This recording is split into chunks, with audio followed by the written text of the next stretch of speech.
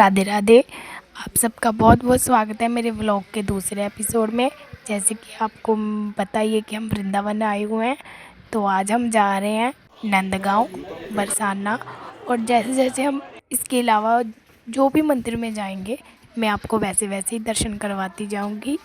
राधे राधे। सारी ही सृष्टि से आवाज आई राधे राधे। हरि नंद लाल मेरो है, गोविंद मेरो है, गोपाल मेरो है, गोविंद मेरो है, गोपाल मेरो है।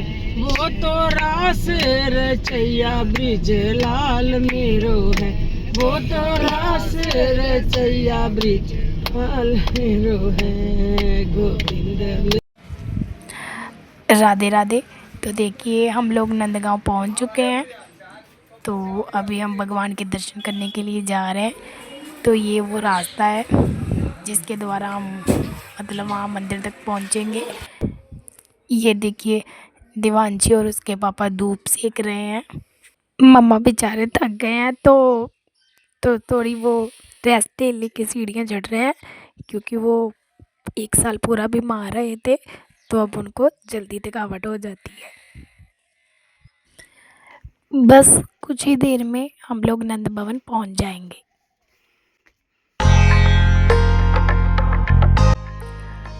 तो अब हम लोग आ गए हैं नंद भवन में, तो आप भी नंद भवन के दर्शन कीजिए।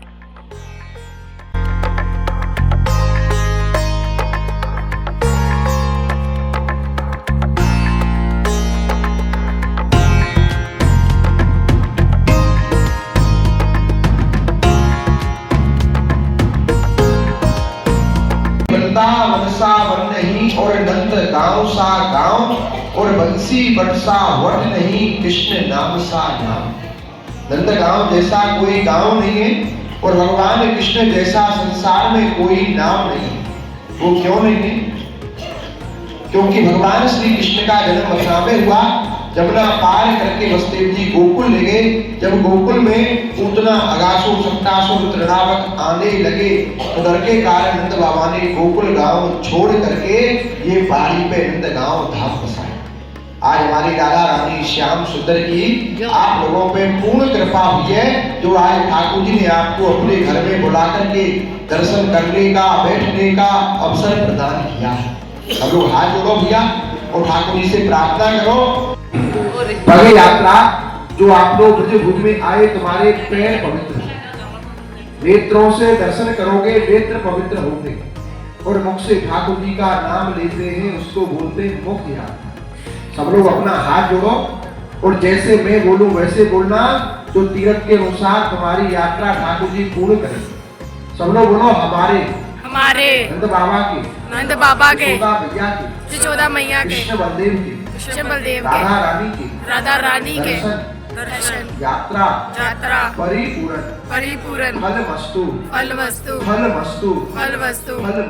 फल राधा रानी की जय, नंद के लाला की जय। ये कहने से आप लोगों की यात्रा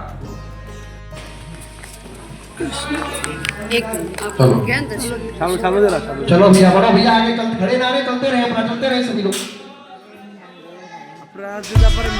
चलिए चलिए।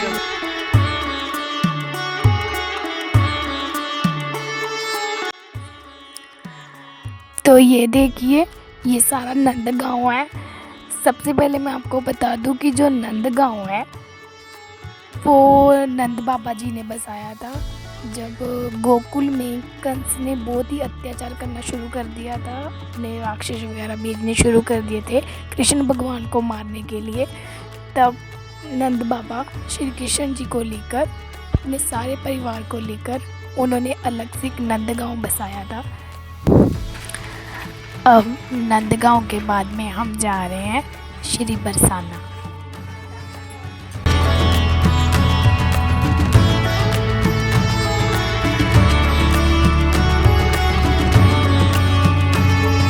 तो जब वृंदावन में आते हैं तो कहते हैं ना कि यहाँ की जो कचौड़ी होती है वो फेमस है। तो हमने वृंदावन में तो नहीं, पर हम बरसाना आकर कचौड़ी ज़रूर खा रहे हैं। तो आप भी हमारे साथ कचौड़ी का स्वाद लीजिए। ये देखिए, आप यहाँ से राधा रानी के लिए श्रृंगार का सामान और दुपट्टा भी ले सकते हैं। हमारी जो परिक्रमा है ये शुरू हो चुकी है, तो इसी रास्ते से हम राधा रानी के जो मंदिर है वहाँ तक पहुँचेंगे, और जो जो भी रास्ते में मंदिर आएंगे मैं उन सब के आपको दर्शन करवाती जाऊंगी। सबसे पहले आप देख सकते हैं ये जो शांकरी खोर मार्ग है, ये सबसे पहले आता है परिक्रमा मार्ग में। इसकी अगर आपको विशेषता बताऊं तो ये विशेषता है कि यहाँ पर श्री कृष्ण भगवान ने गोपियों की मटकी फोड़ी थी, क्योंकि इसी रास्ते से जो गोपियाँ थी वो दूध दही मक्खन वगैरह लेके जाती थी, तो भगवान उनसे दान में ये सब चीज़ें मांगते थे, और जब गोपियाँ मना कर देती थी तो भगवान उनकी मटकी वगैरह फोड़ देते थे। तो आप देख सकते हैं कि ये जो रास्ता है ये काफ़ी चिकना सा है, क्योंकि अभी तक इस स्थान पर जो दूध दही की गंध है वो अभी तक आती है।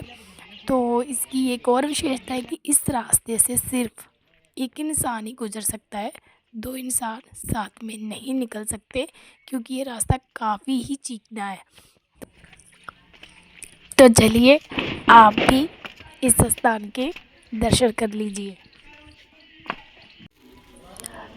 तो परिक्रमा मार्ग में आप देख सकते हैं ये राधा रानी कुंड है, जो राधा रानी ने खुद प्रकट किया था, तो आप भी इस कुंड के दर्शन कीजिए।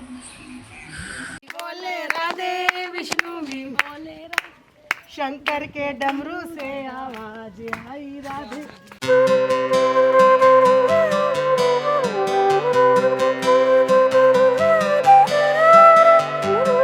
तो आप रास्ते में देख सकते हैं ये मान मंदिर है। जब ये वो स्थान है जहाँ राधा रानी कृष्ण भगवान जी से मान कर बैठ गई थी, तो यहाँ कृष्ण भगवान ने राधा रानी को मनाया था, इसीलिए इस स्थान को मान मंदिर बोला जाता है। तो देखिए ये है दानगढ़ मंदिर। तो चलिए आप भी दान बिहारी जी के दर्शन कर लीजिए और जानते हैं कि इस मंदिर की क्या विशेषता। भगवान मनिहारी के वेश में विराजमान है यहाँ पे। जब भगवान राधा रानी से मिलवे आए तो मुँह पे तो कछू ना है तो है सबसे प्यारी चीज तेरी बंसी। के जा बंसी है मतलब चलो मेरे बाबा के घर चलो, मैं सोने की बनवा दूँगा, ना चाहिए सोने की, चांदी की बनवा दूँगा, ना चाहिए चांदी की, हमें तो ये हरे बांस की चाहिए, जय बंसी चाहिए।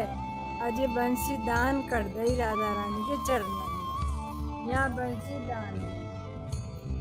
कि अब तुम वो जान दे हो, अब तो सांझ है गई, मेरी मैया बाहर देख रही होगी, कभी कैसे जाएगा बंसी दान में दई, तो इनको दान बिहारी जी नाम पड़े, इसलिए दान बिहारी जी। ये देखिए ये राजा मान सिंह का महल है।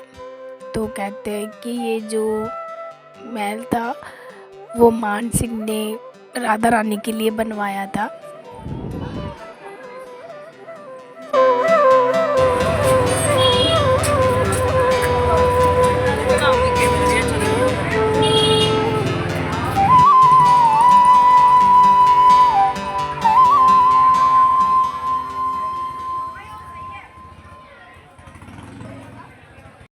तो लीजिए अब हमने अपनी परिक्रमा है वो संपूर्ण कर लिया और अब हम पहुंच गए हैं राधा रानी के मंदिर में। तो चलिए अब मैं आपको कराती हूँ राधा रानी के दर्शन। तो बोलिए राधा रानी सरकार की जय।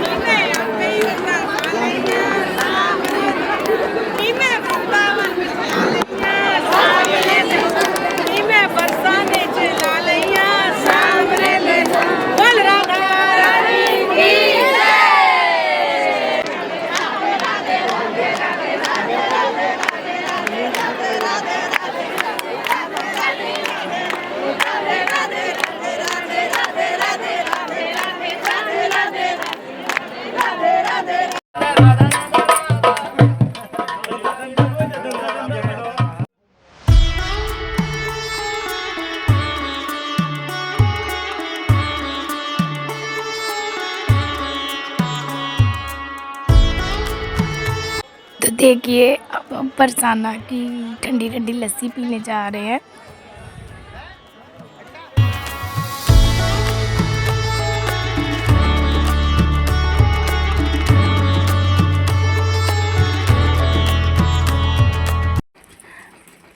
अब नंदगांव और बरसाना के बाद हम लोग पहुंच गए हैं अशेश्वर मंदिर।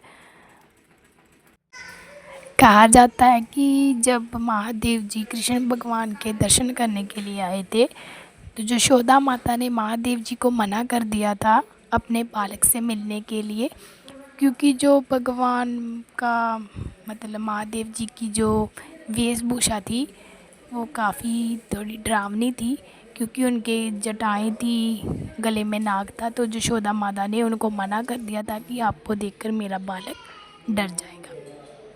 महादेव जी ने भी जिद की थी कि मैंने तो श्री कृष्ण भगवान के दर्शन करने ही करने हैं।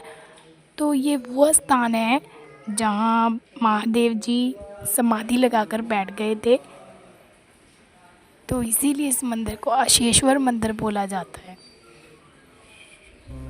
महादेव। तो देखिए जहाँ एक कुंड भी बना हुआ है। कहते हैं कि इस कुंड का स्नान करने से सारे दुख दर्द दूर होते हैं। तो देखिए अशेश्वर मंदिर के बाद हम लोग जा रहे हैं टेर कदम मंदिर। तो मैं आपको बता दूं कि टेर का मतलब होता है आवाज़ लगाना और कदम का मतलब होता है वृक्ष। कहा जाता है कि जब श्री कृष्ण भगवान अपनी गौआं चराने के लिए आते थे तो इसी स्थान पर जो वृक्ष होते थे उन पर चढ़कर वो अपनी गौओं को आवाज़ें लगाते थे। टेर का मतलब होता है आवाज़ लगाना, तो इसीलिए इस मंदिर को टेर कदम मंदिर बोला जाता है। कहा जाता है कि जब श्री कृष्ण भगवान अपनी गौआं चराने के लिए आते थे तो इसी स्थान पर जो वृक्ष होते थे उन पर चढ़कर वो अपनी गौओं को आवाज़ें लगाते थे। टेर का मतलब होता है आवाज़ लगाना, तो इसीलिए इस मंदिर को टेर कदम मंदिर बोला जाता है। दूसरी विशेषता इस स्थान की ये है कि ये जो स्थली है ये रूप गोस्वामी जी की भजन स्थली है। इसी स्थान पर उन्होंने जप तप करके भागवत प्राप्त की थी।